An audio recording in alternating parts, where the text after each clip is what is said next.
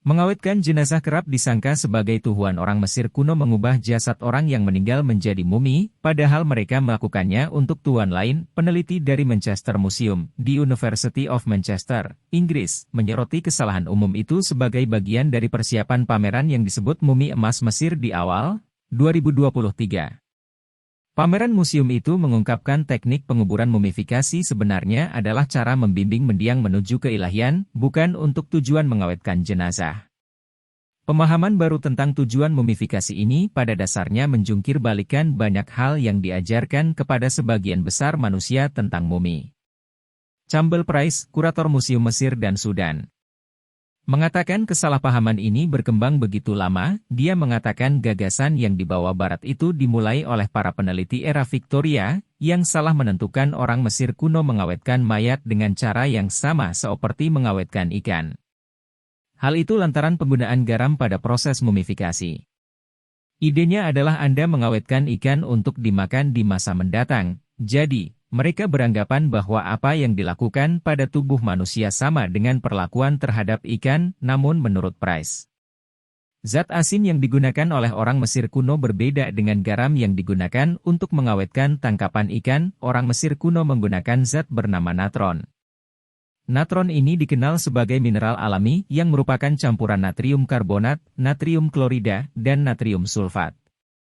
Kandungan itu berlimpah di sekitar dasar danau dekat Sungai Nil, dan berfungsi sebagai bahan utama dalam mumifikasi.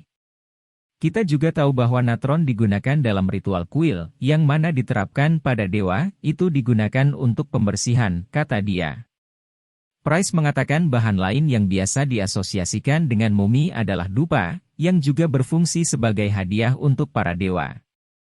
Lihatlah kemenyan ada dalam kisah Kristen tentang Yesus dan merupakan hadiah dari 3 orang bijak, kata Price. Dalam sejarah Mesir kuno, Price menemukan kemenyan dan dupa juga merupakan hadiah yang layak untuk para dewa, bahkan kata dupa dalam bahasa Mesir kuno adalah senejer, dan secara harafiah berarti teruntuk ilahi. Pembakaran dupa di kuil pun, kata dia, terbilang tepat karena kuil merupakan rumah dewa dan membuat ruang menjadi sakral. Namun lanjutnya, ketika Anda menggunakan resin dupa pada tubuh, Anda membuat tubuh dan menjadi makhluk yang saleh, Anda belum tentu mengawetkannya, ucap dia. Kesalahpahaman berikutnya adalah tentang kepercayaan bahwa orang Mesir kuno yang meninggal butuh tubuh di akhirat. Ada obsesi biomedis yang lahir dari ide di era Victoria tentang perlunya tubuh lengkap yang dipercaya sebagai bekal di akhirat.